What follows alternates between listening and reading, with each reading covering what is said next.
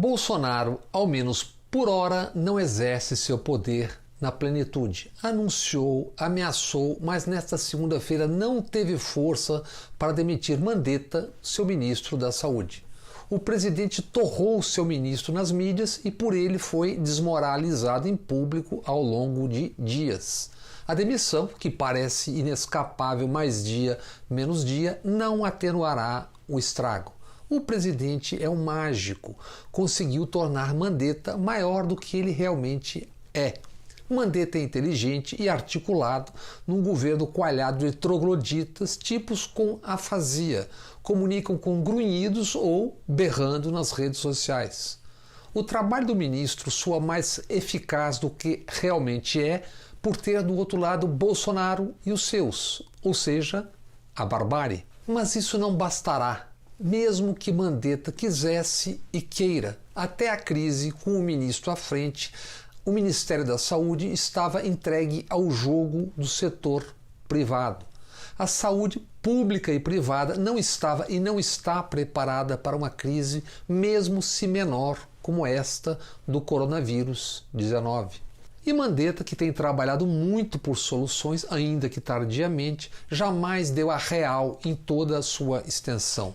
Porque isso seria expor o setor da saúde pública subjugado pelos interesses e pelos lobbies do setor privado. A conta, trágica conta, começaremos infelizmente a conhecer ainda mais nos próximos dias. Ouçamos o que disse, e isso já há uma semana, José Roberto de Toledo no podcast Foro de Teresina da revista Piauí. Se a gente pegar só o mês de março acumulado e comparar com o que aconteceu em março de 2019, o número de internações esperadas por esse tipo de problema de saúde seria em torno de 4 mil. Em cima dessas 4 mil, foram diagnosticados 620 casos de Covid-19, ou seja, exames feitos provando que era doença. Então, a gente teria já 620 além dos 4 mil esperados. Só que além dessas 620, a gente teve outras 6.750 internações com gente com grave problema respiratório. Isso me diz o seguinte, que o número de casos graves de Covid-19, o número é 11 vezes maior do que o que a gente está recebendo de informação oficial. O que significaria que o Brasil tem hoje, no mínimo, 40 mil casos e que essas mortes divulgadas estão, no mínimo, pela metade, se não estiverem em 1/4 das mortes totais. Não por acaso temos visto manchetes e depoimentos sobre subnotificação do número de infectados e de mortos. Neste cenário, os novos ataques à China por parte de Eduardo Bolsonaro, o 03, e Weintraub podem ser definidos como ações criminosas. Weintraub é um ministro da Educação que não sabe escrever. Saber escrever ou não é uma questão de oportunidade. Nem todos tiveram ou têm oportunidade num país tão desigual. Weintraub teve oportunidade e não sabe, e se ressente disso, porque também não sabe pensar. O ministro é movido pelos mais baixos instintos, pelo ódio fermentado em profundo ressentimento. Por isso ele é tão pequeno, tão asqueroso e tão servil. Um capacho que se presta a formar uma dupla com Eduardo 03, o chapeiro de hambúrguer, para atacar a China, apenas a China. Weintraub anuncia: se os chineses fornecerem respiradores, ele pedirá desculpas à China e dirá: eu fui um imbecil. Weintraub, você não precisa fazer o teste. Só um imbecil, ou 2 ou 3 imbecis atacariam a China num momento como esse. Pior, atacam para desviar atenções de um desgoverno que se autodesmoraliza a cada dia. Eduardo 03 aproveitou um Twitter no dia 1º de abril para novamente referir-se à Covid-19 como um vírus chinês. Weintraub agrediu a China em pelo menos 2 ocasiões, ambos 03 e o ministro com o apoio ou omissão de outro medíocre ressentido, o chanceler Ernesto Araújo. Não se sabe se embaixo ou encarapitados numa árvore, Weintraub e Eduardo 03 conversaram numa live. E o ministro disse: nova epidemia deve surgir porque os chineses comem tudo que o sol ilumina. E aí eu vou fazer um parênteses. Eu discordo de você que esse é o vírus chinês. Esse é um vírus chinês. O pessoal, como tem esse contato muito próximo, os chineses falam. Além disso, eles falavam, a nossa cultura chinesa, a gente come tudo que o sol ilumina e algumas coisas que o sol não ilumina a gente também come. O que, de saída, diga-se, seria uma vantagem competitiva para o sombrio, para o soturno Weintraub. No Twitter, trocando o R pelo L, como Cebolinha da Turma da Mônica, Weintraub debochou dos chineses, depois acovardou-se e apagou o tweet. Foi espancado pelo Coelhinho da Mônica e desautorizado por Maurício de Souza, mas quem vai pagar a conta é quem, infelizmente, vier a contrair o vírus. A China tem respiradores, ventiladores, médicos, máscaras, macacões, luvas e a expertise adquirida no seu prévio combate ao coronavírus 19. O aliado para o qual Weintraub, seu chefe e a capatazia se curvam, os Estados Unidos, está agindo como um pirata do século XXI. Tem interceptado aviões ainda na pista, denunciam países mundo afora, e tem oferecido dinheiro para desviar material dos chineses endereçados a outros países. E mais, a China vendeu para os Estados Unidos toneladas de material, transportados em 23 aviões cargueiros. Por que não para o Brasil? Porque não existe governo, porque imbecis estão chamando para a briga a segunda maior economia e o maior exército do mundo. Idiotas que não sabem, durante 18 dos 21 séculos, mesmo voltada para si mesma, intitulado o Império do Centro, a China foi a maior economia e o mais poderoso país do mundo. Ao contrário de moleques presepeiros, como esses nossos, nos jogos de poder, os chineses mais agem do que falam, como dito aqui há 3 semanas. Pois, como se não bastasse a tragédia que é o coronavírus em expansão e o desastre na economia, Eduardo Bolsonaro, que tem como maior credencial ser o 03, chamou os chineses para a briga e foi atendido. É de se imaginar que o 03 conhece 0 dos 5.802 anos da história e cultura da China.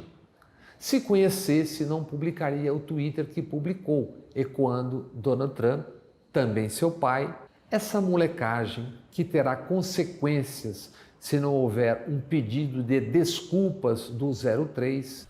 Li Yang, cônsul-geral da China, agora respondeu ao tweet de 1º de abril do Chapeiro 03.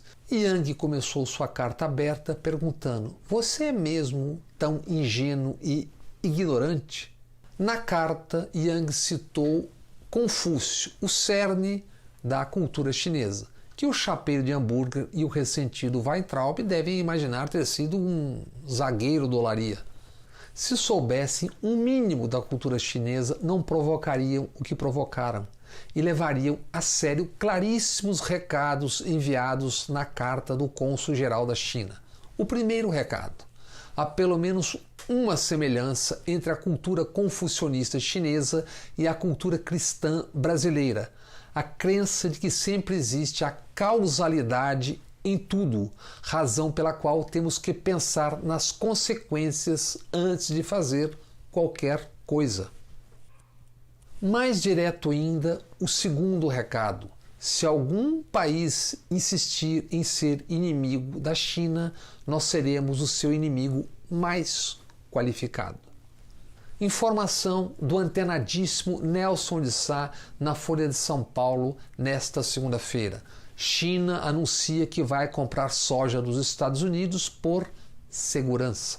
Como não definir como criminosos esses tipos oportunistas que estão falando e agindo em nome do Brasil? E falando em oportunistas, sentindo o cheiro da fraqueza de poder, Rosângela, boneca de ventríloco do marido Moro, escreveu e depois apagou no Instagram: em Mandetta we trust, em Mandetta nós confiamos. Essa foi outra das crônicas do oportunismo aqui antecipada muitas vezes. A primeira delas há quase um ano, em 14 de maio de 2019. Título: A Dança na Guerra pelo Poder. O duelo Bolsonaro versus Moro. Moro perde o COAF, Justiça investiga Flávio Bolsonaro e Queiroz. E Bolsonaro e Moro? Que equilíbrio teria esse dueto se Moro tivesse mantido o COAF para rastrear Queiroz e suas conexões? Por ora, encolhido, Moro tem 18 meses até Celso de Mello se aposentar por idade no Supremo. No futuro, Moro terá que arranjar 41 votos no Senado para ganhar o prêmio pelo passado. Mas Moro depende também do presente e do futuro próximo, assim como seu parceiro Bolsonaro. Um depende do outro nessa dança do poder a dois, o famoso PADD. Que passos dará Moro? Vai fundo atrás do evaporado Queiroz? Vai pôr a Polícia Federal para fuçar o milicianato? Ou seguirá fazendo a egípcia, cara de paisagem, à espera do prêmio supremo? A última crônica do oportunismo e suas consequências foi há 2 meses, em 4 de fevereiro. Título: Jair, Moro, Globo, um triângulo que não fecha. Para atrair Moro, Bolsonaro prometeu, se o então juiz aceitasse ser super-ministro da Justiça, depois seria indicado para a vaga de Celso de Mello no Supremo. Moro topou. E Bolsonaro logo retirou poderes superlativos de Moro. O COAF, a direção da Polícia Federal no Rio, gambiarras para acesso à Receita Federal, etc. Quem, como Moro, fez o que fez, mesmo driblando lei e poderes, com superpoderes atingiria quem quisesse, a começar por Bolsonaro, sua família e, certamente só coincidência, os amigos milicianos. Bolsonaro e Moro travam silenciosa disputa pelo poder futuro, sempre suposto porque futuro. Bolsonaro usa o prestígio de Moro enquanto, de quando em quando, busca encolhê-lo publicamente. Bolsonaro precisa controlar, manter sob vigilância o alcance dos poderes de Moro, porque poderes fora do controle podem alcançá-lo e aos seus. Pronome possessivo esse, seus, onde cabe muito. Até a crédula personagem velhinha de Taubaté do genial Luiz Fernando Veríssimo sabe de um triângulo que não fecha. Triângulo formado por Bolsonaro, Moro e a Globo. Se Bolsonaro e Moro se entenderem, seguirá equilibrando-se esse triângulo que não fecha. Se Moro não compuser com Bolsonaro e mergulhar de vez na disputa pela presidência da República, é só anotar. Aí sim o Brasil conhecerá em horário nobre e com enorme barulho a profundidade e extensão das trevas na história do bolsonistão. Não se trata de profecia, nem é preciso ser confucionista para entender que na política, mais ainda, atos, palavras, gestos têm inevitáveis consequências. O poder futuro é consequência do exercício do poder no presente e no passado. Horácio Verbitsky é importantíssimo jornalista argentino. Foi montoneiro, combatente contra a ditadura em seu país. Em reportagens e em mais de 20 livros, Verbitsky denunciou o terror e a matança por parte dos militares argentinos. Seu livro El Vuelo, escrito a partir de conversas com o capitão da Marinha Adolfo Schillingo, relata os voos da morte, opositores atirados dos aviões para morrer no mar. Na última sexta-feira, 3 de abril, Horácio Verbitsky narrou no programa Haverá Consequências, da rádio El Destape, um alto chefe militar do Exército do Brasil, comunicou em telefonema a um alto chefe do Exército argentino: Bolsonaro já não toma decisões mais importantes, foi escanteado pelos militares. Não equivale à deposição de Bolsonaro, relatou Verbitsky, mas sua redução a uma figura do tipo monarca constitucional sem poder efetivo. Ouçamos Horácio Verbitsky. Una comunicación telefónica de un alto jefe del ejército brasileño con un alto jefe del ejército argentino, en el cual el brasileño le informó que habían tomado la decisión de soslayar al presidente Bolsonaro en todas las decisiones importantes, que no equivalía a la deposición del presidente, pero sí a su reducción a una figura del tipo de un monarca constitucional, sem poder efetivo. Pois há exatos 50 dias, em 18 de fevereiro, aqui neste canal, dissemos: quem tem um mapa do crime organizado no Rio de Janeiro é o general Walter Souza Braga Neto, oficial respeitado no Exército. Em 2018, Braga Neto foi o interventor no Rio e era chefe do Estado-Maior do Exército até ser chamado para o governo há uma semana. Bolsonaro nomeou Braga Neto chefe da sua Casa Civil 2 dias depois da morte de Adriano. Braga Neto, o general, sabe muito sobre o crime organizado, sobre os crimes no Rio de Janeiro, sobre as milícias. Durante a intervenção no Rio, 2 generais estavam no comando. Além de Braga Neto, o então secretário de Segurança Richard Nunes, hoje chefe de gabinete do comandante do Exército. Braga Neto e Richard Nunes seriam incompetentes, e eles não são incompetentes, se seus serviços de inteligência não tivessem levantado, mapeado quem são e onde estão os chefes de milícias e de facções e seus soldados e crimes em algo como 40% da cidade do Rio. O general Braga Neto, agora chefe da Casa Civil de Bolsonaro, tem um mapa da mina ou das minas no Rio de Janeiro.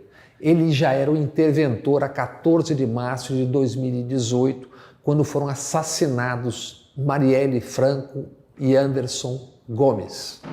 Braga Neto comandou a inteligência no Rio até o final de 2018. O general tem fama de competente. Difícil que, mesmo informalmente, mesmo sem provas, se saiba mais do que o general sabe sobre o que aconteceu e o que acontece e como acontece no Rio. Como outros generais, Braga Neto deixou a ativa para embarcar num governo e palácio tomados por graduados militares, aposentados ou não. O futuro mostrará o que tudo isso significa e o que tem a ver com o passado. Assim como o dinheiro, o sangue também deixa rastros, causas e consequências. Quem tem informação tem o poder.